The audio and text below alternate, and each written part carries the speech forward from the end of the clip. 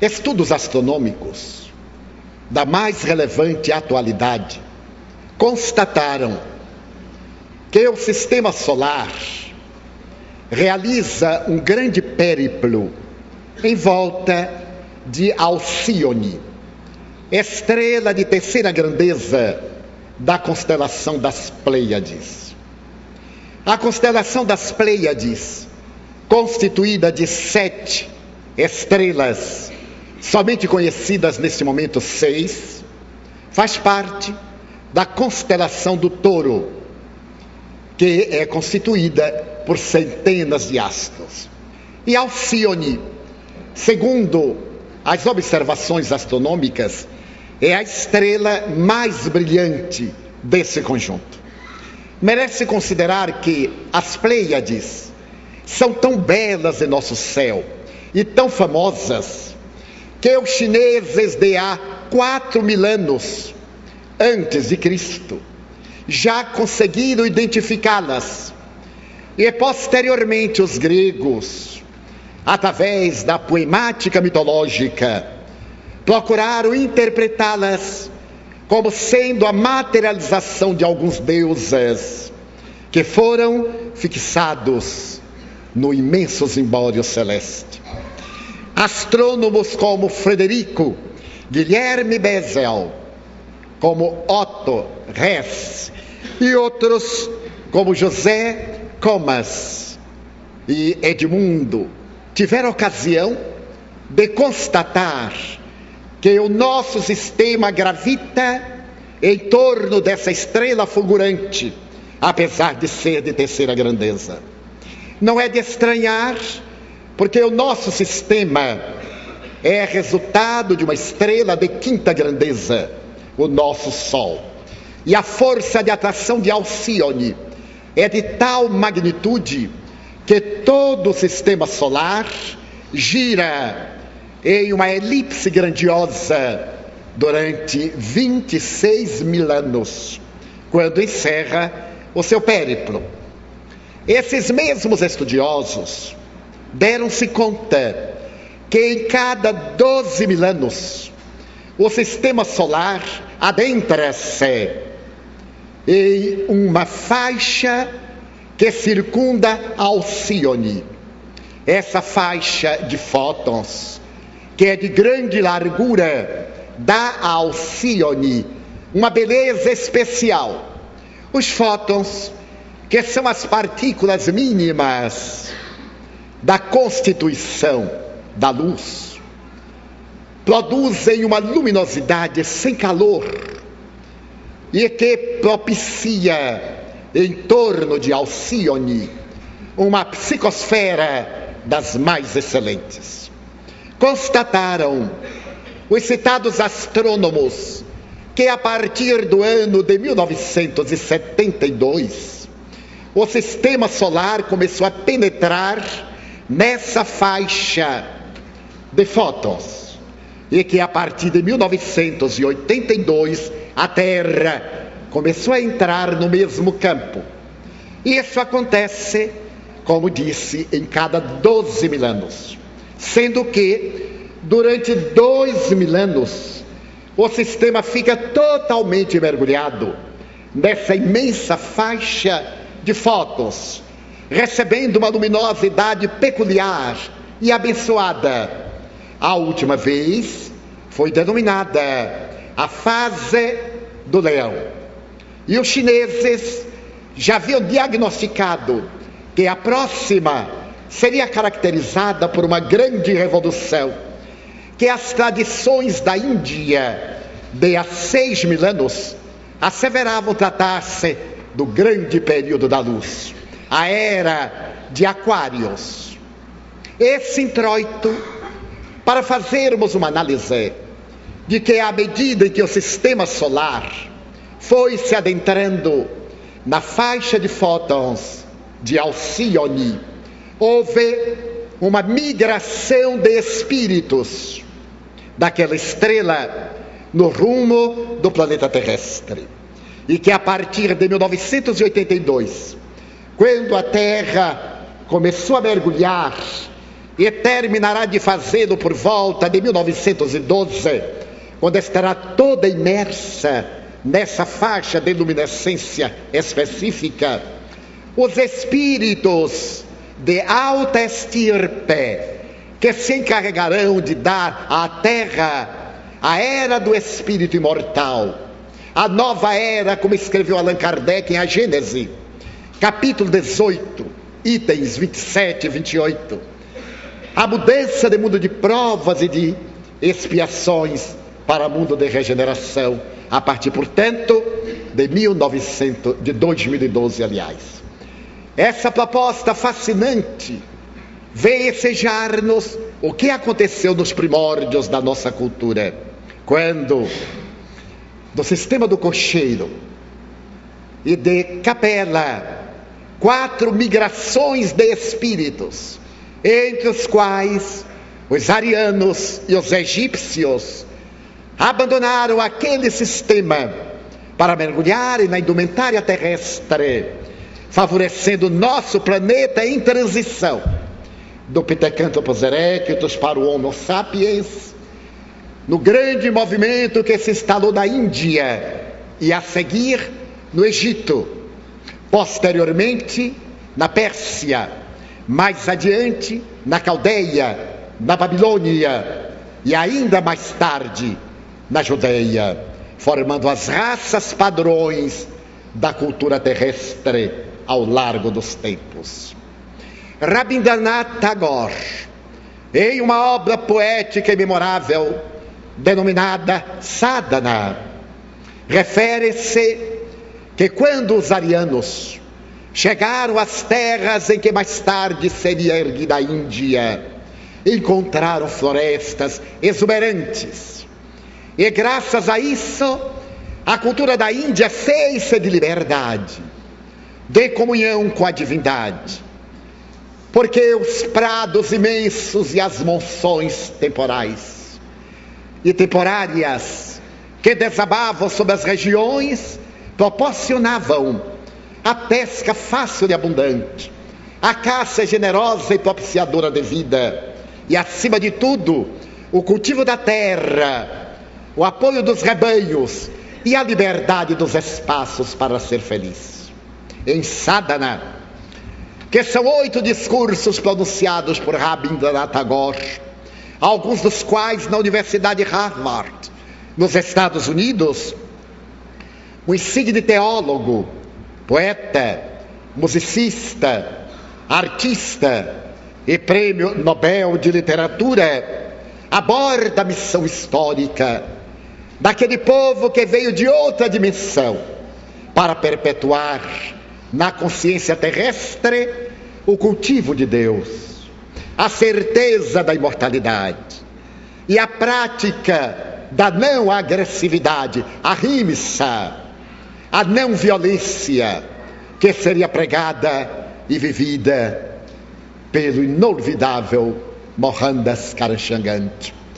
Fazendo uma análise histórica do Ocidente, esse mesmo Tagore elucida que a cultura ocidental nasceu na Grécia, nas cidades-estado, cidades amuralhadas, e por isso mesmo belicosas. Atenas, amante da beleza, Esparta da guerra. As duas cidades sempre estiveram em litígio, embora Atenas amasse a filosofia, a arte, a tragédia, através da literatura estatuária. Esparta, belicosa, estava sempre em guerra para impor-se por toda a Hélade. E é que nós ocidentais somos herdeiros de um atavismo antropossócio-psicológico, fechado, egocêntrico, egotista, em que há uma predominância pelos nossos interesses pessoais em detrimento dos interesses coletivos. Mas entre os árias que mais tarde constituiriam a doutrina Brahmani, se examinarmos aqui a questão das classes hediondas que também ele abominava, trouxeram uma conceituação de liberdade que esplenderia em todo o Oriente, através de Krishna, através de Siddhartha Gautama, o Buda, através de Sai Baba, mais recentemente, nem olvidando os inolvidáveis rishis, os homens santos, os nobres gurus, como Paramahansa, Yogananda e tantos outros. Então, esses espíritos que vieram de outra dimensão, proporcionaram uma cultura de beleza, e agora, nesse período de tumulto, nós estamos recebendo imigrantes que vêm de Alcione, enquanto assevera o ínclito codificador do Espiritismo, os espíritos rebeldes que permanecem na Terra gerando dificuldades, criando embaraços ao progresso, obstinados no mal, terão que emigrar do planeta na direção de pousos nos quais irão contribuir com o intelecto, e ali no atrito com o sofrimento desenvolverão a emoção. O mesmo que aconteceu com aqueles que vieram de Capela, que apesar da inteligência luminífera, estavam de algum modo obstaculizando o progresso. E graças ao conceito bíblico de Lúcifer, esse tendo levantado contra Deus, foi expulso do paraíso. Essa expulsão, certamente temporária, permitiu que retornassem depois que se houveram modificado na estrutura do planeta, ainda em desenvolvimento do primarismo para a civilização. Então nós passamos a receber espíritos desenvolvidos intelectualmente, mas não necessariamente evoluídos do ponto de vista moral nesse momento. E a partir daquele 1972, psicólogos, psicoterapeutas, pedagogos, estudiosos do comportamento começaram a observar, sem saber, uma certa mudança na estrutura sociopedagógica da vida infantil.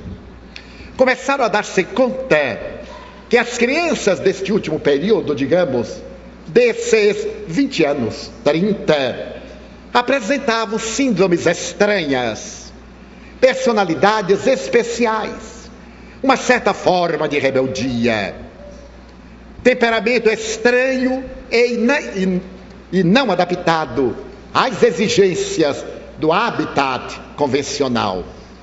Depois de largos estudos, essas crianças foram classificadas como portadoras de transtorno do déficit da atenção, TDA, ou foram consideradas crianças transtorno do déficit de atenção, hiperativas. Esses dois grupos considerados patológicos, TDA e TDAH, passaram a preocupar os psicólogos e os educadores, porque se tratam de crianças rebeldes, atrevidas, que nos fitam nos olhos e fazem exatamente o que lhes apraz. Estudos mais profundos tentaram estabelecer uma correlação de natureza elétrica no sistema nervoso, produzindo esses temperamentos hiperativos ou esses temperamentos reativos. Crianças que não se submetem, sob hipótese alguma, a quaisquer orientações, especialmente se impostas. A partir de 1982, o número delas cresceu assustadoramente. E a partir de 2000, chegam já à casa de alguns milhões de crianças supostamente portadoras de transtorno da personalidade e da atividade, da afetividade. O que fez que laboratórios tentassem sintetizar substâncias químicas que, atuando no sistema nervoso central e na rede de neurocomunicações, acalmassem-nas, tornando-as dóceis, capazes de reflexionar de maneira gentil e nobre. Surgiram então, entre os vários produtos, um deles que se tornou célebre, a Ritalina, denominada droga da obediência. A criança que é submetida a esse tratamento muda realmente de comportamento. Não se torna dócil, torna-se obediente. Não se torna afável, faz-se submissa. No entanto, porque o assunto cresceu demasiadamente, psicólogos mais atentos e interessados na vida profunda, pertencentes às doutrinas transpessoais, começaram a observar que essas crianças TDAH, apresentavam uma aura, uma irradiação, numa tonalidade muito especial, em um azul forte, na tonalidade índigo. Essa tonalidade advém de uma planta na Índia, que passou a dar a cor dos blue jeans e de outros tecidos. E essas crianças passaram a ser chamadas também de crianças índigo, por causa da emanação de que eram portadoras as suas auras. Os estudos prosseguiram e psicólogos como a doutora Nancy N. Tupper, que sugeriu a palavra índigo para essas crianças especiais, entre aspas, abriu campo a que outros terapeutas e psicólogos do comportamento as estudassem mais detidamente. Foi quando outros investigadores tiveram ocasião de observar que são crianças irrequietas, mas não necessariamente portadoras de patologias. Existem as crianças TDA, as crianças TDAH, mas também existem crianças com aquelas características não patológicas, não doentes. Depois de estudarem detidamente, eles conseguiram fazer uma separação entre a conduta das crianças TDA e daquelas crianças índigos, ou das crianças cuja aura muito alva passou a denotar como crianças cristais, que são diferentes das crianças índigo. São dóceis, nem sempre atendem às nossas imposições de adulto, mas elas permanecem em uma situação de meiguice, de afabilidade, embora façam o que lhes apraz, em uma forma de autossuficiência. Elas nos olham como se estivessem conscientes de quem são. Apresentam uma forma de independência de conduta e têm algumas dificuldades na área das nossas imposições.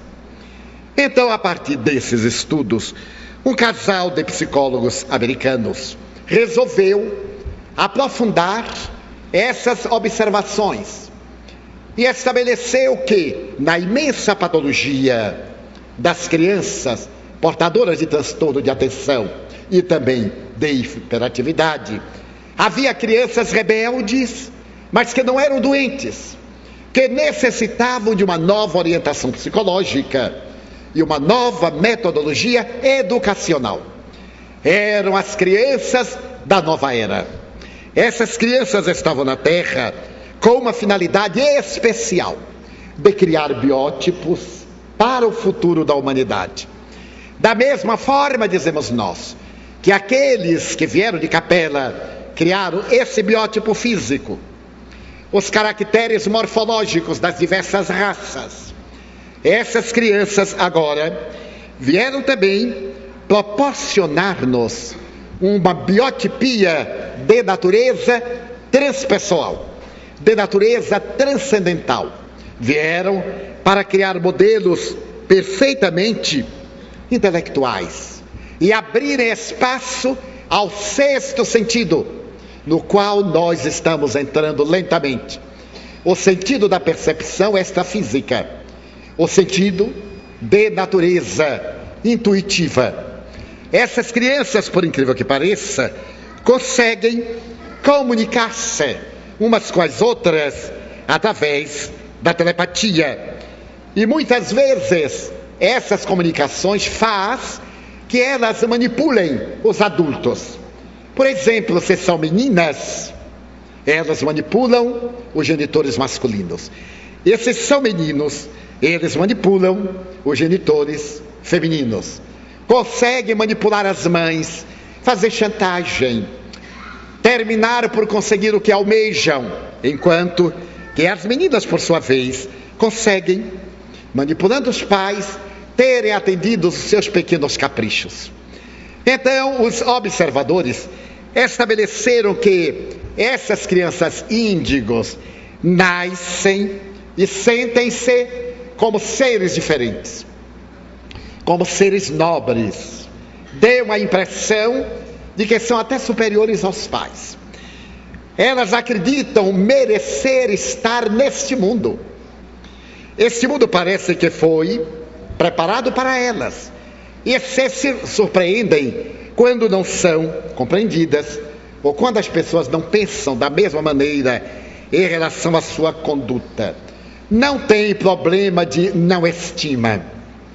Elas têm um tipo de consciência embrionária de que devem ser respeitadas.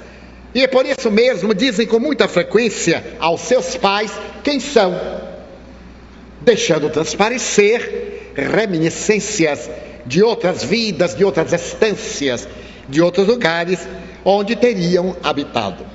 Essas crianças têm muita dificuldade de lidar com autoridades absolutas, particularmente quando essas imposições não são explicadas e não apresentam questionamentos. Não é o fato de dizer você vai fazer e ela redargui não faço e não faz. Elas exigem uma outra psicologia, porque é como alguém com uma grande capacidade que está mergulhado no vasilhame, no qual não existem os mecanismos apropriados para exteriorizar toda a sua potencialidade. Então são rebeldes, irritam-se, desequilibram-se e muitas vezes agridem, recusam-se a desempenhar as tarefas que lhes são impostas. Por exemplo, esperar uma fila, ficar sentado em um lugar mais de 3 minutos. Elas não conseguem, porque há no seu sistema nervoso uma tal irritação e uma tal necessidade de afirmação que chega a perturbar-nos, a nós outros adultos acostumados com regras e com imposições do nosso ego, sempre caracterizado pelas nossas paixões. Elas se frustram com os sistemas. Por que tem que ser assim? Com as tarefas, por que eu tenho que fazer? E com as nossas imposições, caso não lhes expliquemos a razão pela qual, a ponto de fazer-se entendidas. Costumam identificar de maneiras mais eficazes a forma de fazer as coisas, isto é, fazem as coisas, porém, conforme lhes apraz. Não tem medo de ameaça. Quando seu pai chegar, você vai ver. Elas ficam indiferentes, e quando o pai chega, elas aí veem e não se importam. Se são golpeadas, maltratadas, gritam, esperneiam e ficam contentes, porque irritaram os pais. Daí o mecanismo tem que ser de natureza muito especial. Por fim, elas parecem não se relacionar bem com pessoa alguma, a não ser com aqueles que são portadores dos mesmos sintomas, que têm as suas mesmas características. O que difere das crianças TDA ou TDAH, que são agressivas e que se maltratam e muitas vezes trazem um caráter autodestrutivo. Essas crianças índigo foram classificadas em 4 tipos especiais. São crianças que fazem parte de um grupo denominado como humanistas. Se elas forem bem educadas, se receberem uma orientação consentânea ao seu estágio de evolução, com disciplina bem se vê, elas serão os futuros advogados, serão os futuros diplomatas, terão facilidade de lidar com relacionamentos internacionais, terão uma cuidado especial para as problemáticas da justiça e da lei, porque tem interiormente um critério do que é justo, porque se consideram vítimas de um sistema injusto e por isso mesmo elaboram critérios de justiça a benefício da sociedade futura. Essas crianças, portanto, humanistas, aí estão, e aquelas que chegaram desde há algum tempo, encontram-se hoje em determinadas posições que a mim, ao Nilson, nos tem chamado a atenção. Por exemplo, nós observamos que nos últimos anos, um grupo de promotores de justiça, jovens, relativamente jovens, entre 20 e 35 anos, tem conseguido investigar a vida de pessoas corruptas com uma dignidade a toda a prova. E se observarmos bem, nesta última década, foram esses jovens promotores de justiça, foram alguns jovens delegados de tal ou qual entidade de polícia, ou que seja, que se não deixaram corromper e levantaram-se legalmente contra as pessoas de alto coturno na sociedade, na política, na religião, levando-as às barras do tribunal. Portanto, nós observamos que houve uma mudança, porquanto esses encargos estavam sempre em mãos de pessoas idosas viciadas, de pessoas de estado comprometidas, de pessoas que legislavam exclusivamente em interesse do seu ego e daqueles aos quais se vinculavam. Mas de repente, no Brasil e no mundo, agora mesmo no Japão, nós vamos ter o primeiro-ministro, que é o mais jovem da história do Japão depois da Segunda Guerra Mundial. Claro que aos 51 anos, ele não se encaixa nessa classificação, mas desejamos apresentar uma revolução. Se nós olharmos na política internacional, a mulher, desde Indira Gandhi, passou a administrar países machistas e a desempenhar a tarefa com uma tal pujança que vem surpreendendo a cultura tradicional pela grande capacidade na política desenvolvida por mulheres. Temos agora a Alemanha, na sua história pela primeira vez, administrada por uma mulher extraordinária, que viveu na parte oriental sob o regime comunista e a ditadura terrível da Cortina de Ferro. Temos no Chile também uma outra mulher esplendorosa, para não recorrermos ao exemplo de Margaret Thatcher, a chamada ministra de ferro da Inglaterra. Então está havendo uma revolução que nós não nos estamos dando conta. Apegados à sistemática do lado negativo, só temos visto na terra desaires, violências, misérias, e não estamos observando uma sutil mudança, uma psicosfera que anuncia até o ano de 2052, segundo os nossos amigos espirituais, a mudança real para um mundo de regeneração. Claro que não será o mundo dos beijinhos, da fraternidade, da plenitude, para o mundo de regeneração. Nesse mundo de regeneração, é claro, haverá novos parâmetros que estão sendo estudados na atualidade, que estão sendo apresentados por esses humanistas e por aqueles que já virão logo depois deles. Porque os índigos irão preparar a nossa organização neuronial para que os espíritos cristal, aqueles missionários, encontrem em nós as respostas orgânicas para desempenharem as tarefas do mundo melhor.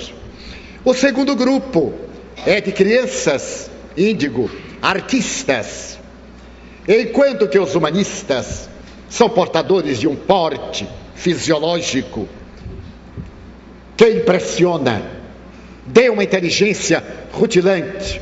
Os artistas serão de estrutura menor, porque os estudiosos dessa área chegaram à conclusão de que há um trabalho genético para poder proporcionar-lhes a instrumentalidade para o desempenho da tarefa. Então essas crianças artistas estarão dentro de um grupo de sensibilidade. Ao dedicar-se à arte, serão esplendorosos. Da fase infantil, serão irrequietos, sem definir exatamente o que querem. E os psicólogos recomendam, se ele se dedicar à música, não compre um piano, alugue, porque logo ele enjoa do piano e larga. É uma das características. Não lhes dê brinquedos muito caros, porque para a criança índigo é indiferente o preço. O que interessa é o brinquedo. Não diga que a criança é destruidora. Ela não arrebenta o brinquedo. Ela olha como é que o brinquedo foi constituído. E como não sabe desmontar, ela vai tirando as peças conforme lhe apraz. No fundo é a curiosidade de descobrir a causa. Então as crianças artistas, pela sua sensibilidade, podem tornar-se criminosos seriais. A maioria das crianças homicidas nos Estados Unidos e na Europa é estudada pelos especialistas dessa nova era. Apresentavam as características humanistas e artistas, porque contrariadas, recalcadas, criaram conflitos.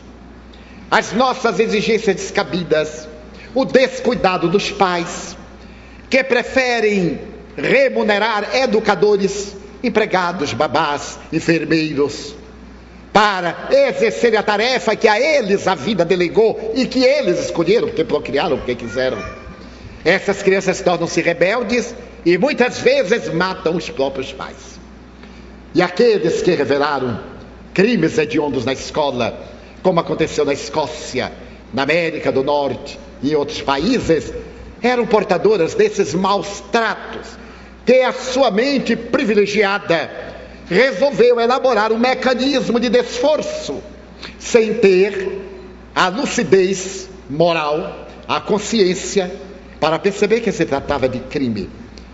Na sua insania e na sua ignorância, falta de consciência, era necessário chamar a atenção e impor. Daí, não é conveniente que se pense que toda criança índigo será necessariamente um anjo. É uma criança portadora de alta capacidade mental, de uma grande inteligência, que deve ser perfeitamente orientada para que a sua aplicação seja coroada de resultados satisfatórios, quando não exitosos. O terceiro grupo é de crianças conceptuais. São aquelas crianças que têm uma capacidade imensa de penetrar no mecanismo das coisas. São essas crianças que se tornarão engenheiros, designers, construtores, que terão a visão do futuro, que apresentarão obras que despertarão a sensibilidade e que se irão revelando na construção de um mundo melhor e muito mais feliz. O quarto grupo é constituído pelas crianças interdimensionais, crianças com clarividência, desde os primeiros anos de vida, crianças portadoras de reminiscências de outras existências, a ponto de dizer assim: você não é meu pai, eu percebo que meu pai era fulano, você não é minha mãe chamava Beltrana. Então terão flashes que ressumam do seu inconsciente profundo, ou então dirão: eu não sou daqui. Terão reminiscências de paisagens que não são as nossas paisagens, porque vieram do sistema de Alcione, da grande estrela na constelação das Pleiades. Então esses quatro grupos diferenciam-nas, e estudiosos mais contemporâneos já afirmam que essas crianças interdimensionais serão as portadoras da mediunidade, que desde cedo entrarão em contato com os espíritos, seduzão, sem medo, brincarão com esses desencarnados. Quando eu li isto, eu fiquei muito triste. Por que essa tese não veio há 80 anos? Porque eu seria uma criança índigo, interdimensional, que aos 4 anos eu brincava com os espíritos. Então eu fiquei lastimando, mas eu me conformei. Tem a criança índigo e tem o adulto indigno. Vai ver que eu estou na segunda classificação, mas sou também dentro. Muito bem. Essa observação vem oferecer uma proposta de educadores que se reencarnaram antes para preparar uma metodologia para esses seres especiais. A melhor proposta psicológica apresenta uma sugestão: não rotule a criança. Índigo normal, especial, não rotule. Não interessa. Você saberá identificar a que grupo a criança pertence, mas não é necessário nomeá-la. Cuide de educá-la. Não será a escola que vai educar. A escola colabora. A educação é do lar. Principalmente com os pais, não com os avós. Ainda ontem eu recebi uma mensagem de Joana de Ângeles, que está escrevendo um livro sobre constelação familiar. E ela dedica aos avós, a esses avós que se apaixonam pelos netos e até os roubam dos seus pais, em um amor exorbitante e paranoico. Os avós, embora sejam pais por segunda vez, têm a tarefa de coadjuvar na educação e não de assumi-la. Seus filhos, por acaso, procriam e não querem assumir, os avós não devem fazê-lo, porque tornam-nos mais irresponsáveis. Já que geraram, assumam a responsabilidade. Claro que existem questões especiais, há exceções, mas genericamente nós nos tomamos de uma afeição pelo neto, achamos que o filho não sabe educar, que a nora, aquela terrível, não é mãe, aquilo não é mãe, é uma fera. É o que o menino merece. Ele não nasceu ali por injunção do acaso. Há leis. E também os avós não interferirem no relacionamento dos cônjuges, dos parceiros. Quem elegeu o parceiro, que o suporte. Os pais devem sempre ser conciliadores quando passam a avós. E a Joana de Ângeles faz uma pergunta, é muito fácil de entender. Quando você estava educando, você gostaria que seus pais interferissem nos seus métodos educacionais? Então, não faça outrem o que você não gostava que se lhe tivessem feito. Esta é uma das regras de ouro do Evangelho de Jesus. Daí a função dos avós da educação da criança índigo não é de carregar ao colo, de ocultar os erros, de estimular os vícios, em um pieguismo de um amor paternalista e defeituoso. E também não entrar na tarefa da educação, levando aos pais conflitos e gerando na criança desconfiança em relação aos seus pais. Quando algo lhes parecer inadequado, haverá sempre um momento próprio para uma conversa de pai para filho, de mãe para filha, de sogro para genro, de sogra para nora, mas no estado de cordialidade, evitando-se as clássicas rixas. Ela roubou meu filho, é minha inimiga. Roubou nada. Ele necessita de uma família, de um lar, de uma mulher que a mãe não pode exercer. E também o pai. Imagina aquele sujeito tomar a minha filha, minha boneca. Já acabou o tempo de brincar de boneca. Ela escolheu aquilo exatamente que está dentro da sua necessidade emocional, da sua necessidade evolutiva. Então os avós, portanto os pais desses adultos, devem contribuir com a compreensão fraternal. E se nessa família nascer uma criança índigo, o que é muito provável, os avós colaborarem na observação. Agora que dispõem de mais tempo, de mais experiência, que acalmaram muitas ansiedades, podem ver aquilo que os pais agitados, nessa luta tremenda do dia a dia, nem sempre logram captar. Convivendo mais, porque estão no lar, enquanto os filhos vão trabalhar, os pais das crianças poderão fazer observações muito judiciosas, contar acontecimentos hoje mesmo. Que coisa interessante. Nosso menino fez tal pergunta, para que os pais estejam acompanhando o desenvolvimento, que nem sempre os funcionários remunerados estão dispostos a cuidar e dar as informações que os pais lhes delegam. Porquanto eles estão ali para exercer uma tarefa remunerada. E nem sempre a remuneração leva ao amor, senão à desincumbência de um dever profissional. Essas crianças, portanto, recebem hoje já uma valiosa contribuição dos missionários que as antecederam. Maria Montessori, por exemplo. Em 1903, ela criou em Roma a Casa dei Bambini, o lar das crianças. Naturalmente, seguindo os passos de Froebel, o grande educador dos jardins de infância, amigo de Henrique Pestalozzi, o homem que amava as crianças, com quem estudou Hippolyte Léon Denis Arrivai e Allan Kardec, Maria Montessori criou o modelo de educação que 103 anos depois da sua Casa dei Bambini é perfeitamente compatível com a proposta psicológica e metodológica da educação para as crianças índigo. A criança é um ser em formação.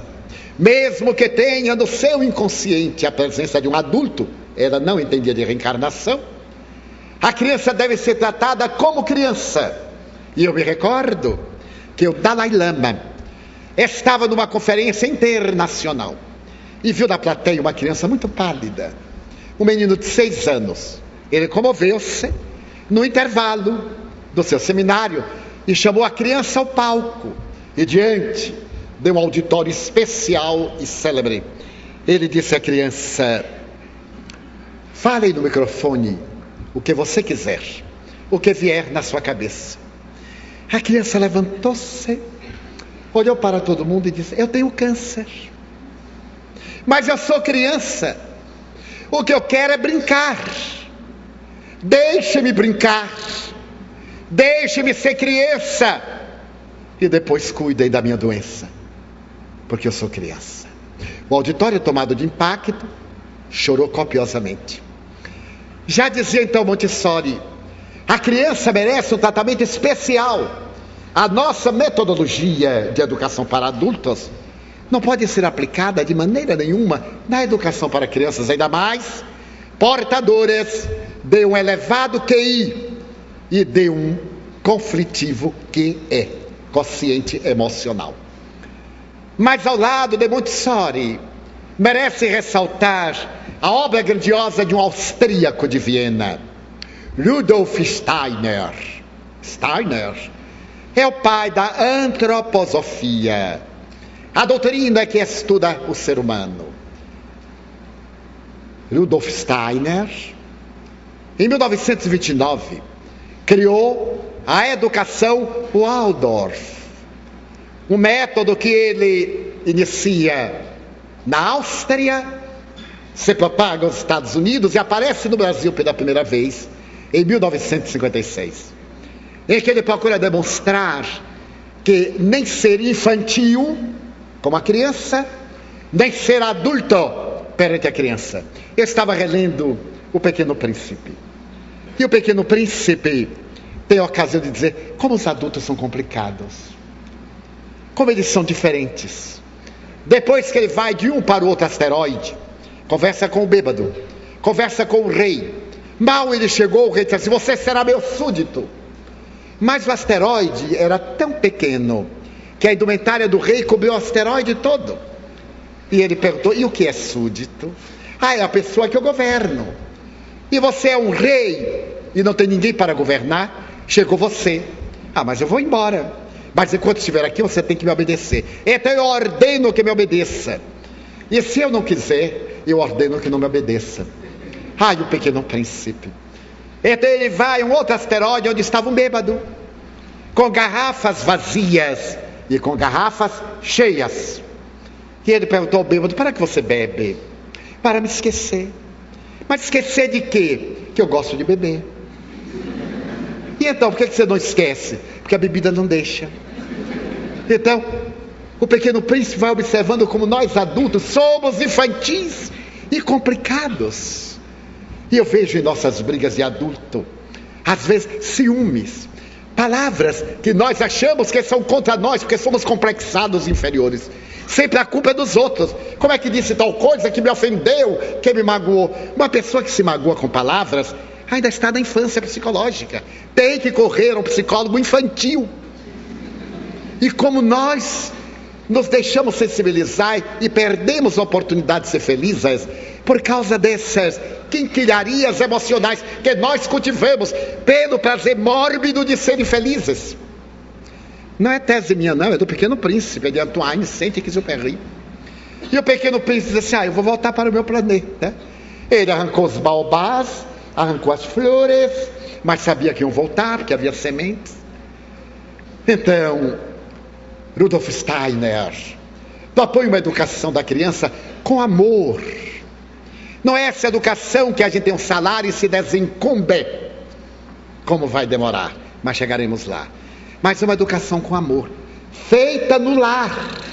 E a escola colabora através de métodos compatíveis, que são o resultado da interação pais-professores. Quantas vezes os professores se negam, os pais negam-se a ir às reuniões onde serão tratados os problemas dos filhos? Isso é coisa da escola. Mas quem foi que disse? Quer dizer que a escola é que tem que se interessar pelo meu filho e não eu? A escola é que tem que o corrigir e não eu, sem ter métodos de correção, porque esses métodos de educação e de disciplina pertencem à família.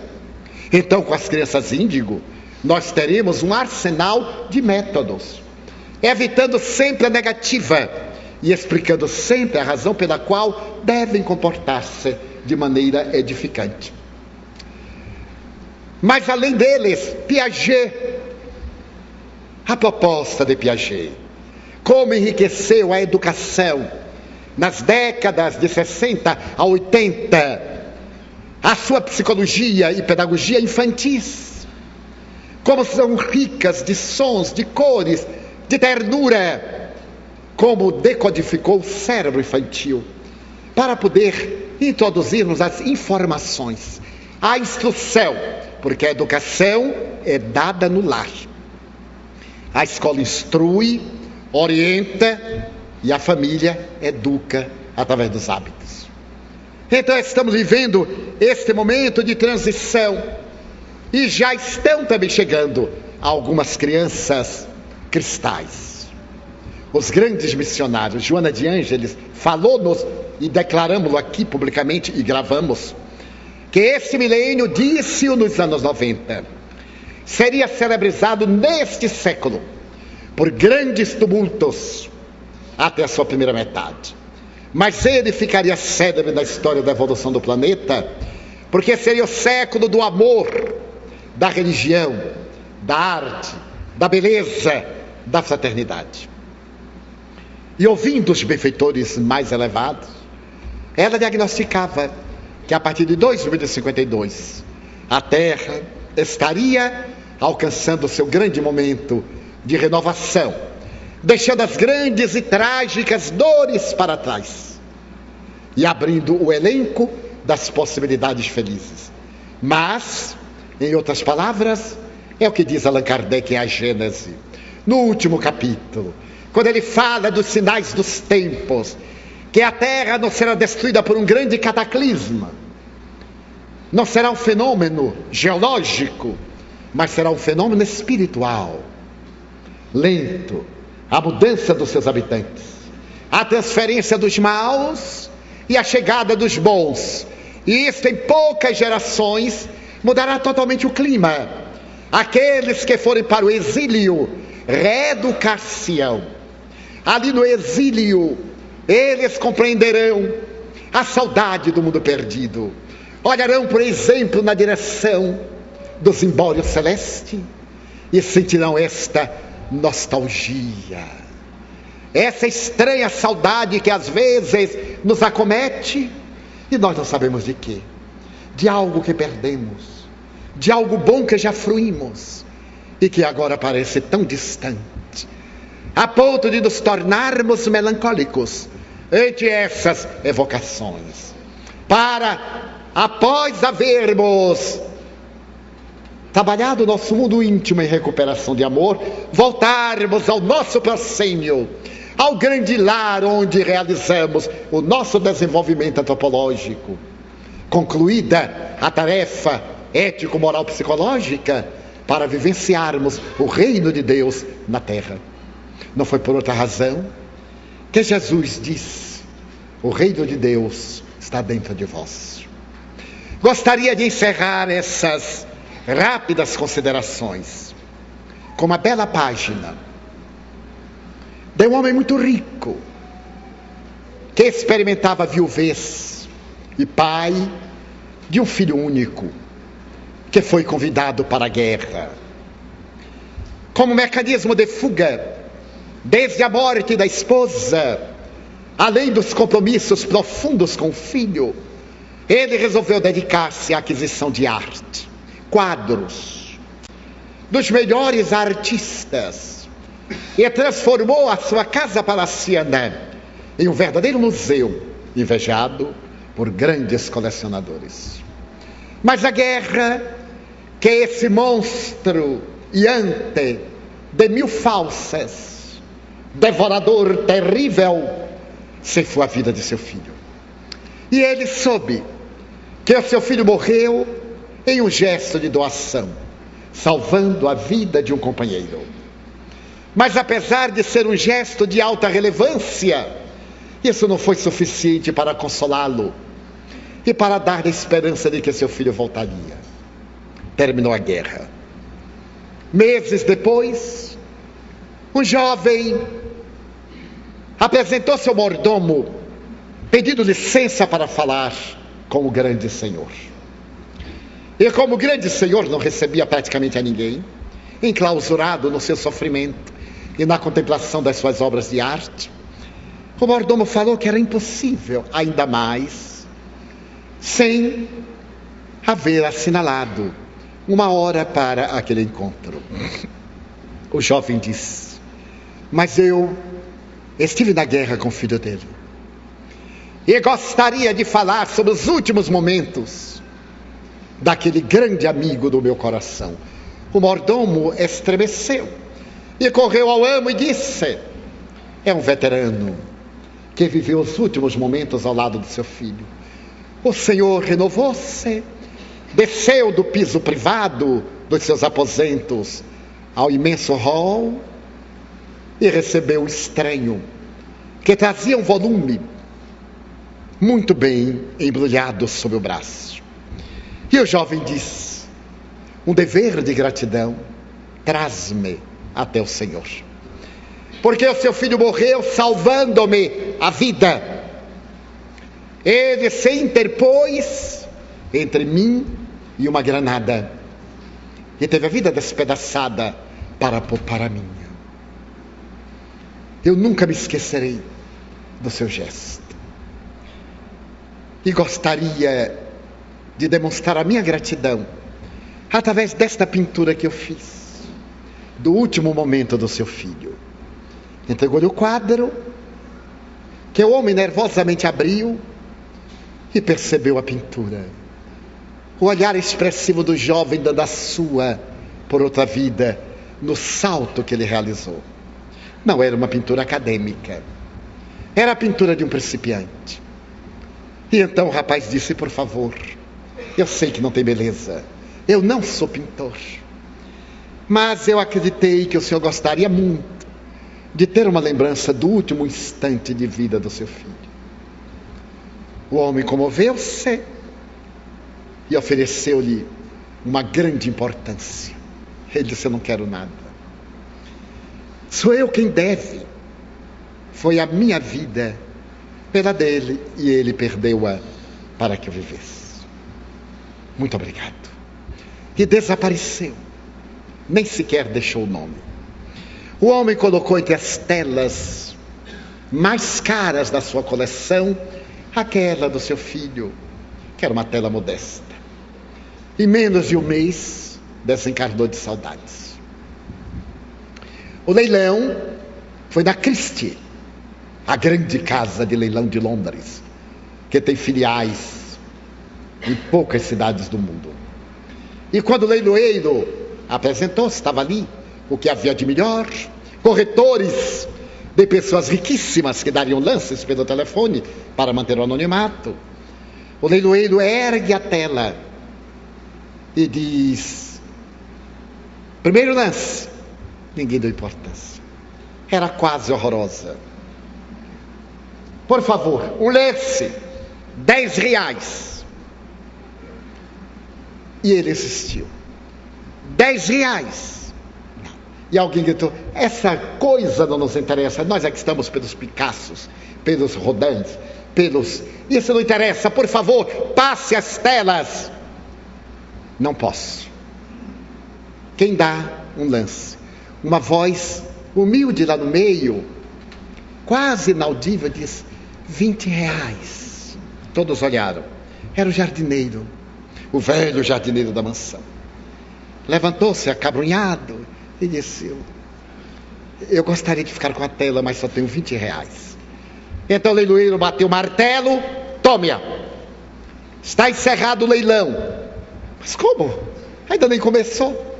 Bem, é que no testamento, que eu só poderia ler agora, está escrito que aquele que comprasse aquela tela ficaria com todas as outras grátis. Então ele é dono de todo o patrimônio, em homenagem ao artista anônimo que pintou o último instante do seu filho. Em nossa vida há telas de alto preço, mas somente uma que tem valor: aquela que expressa o amor pelo qual um homem singular de Nazaré deu a sua pela nossa vida, para perpetuar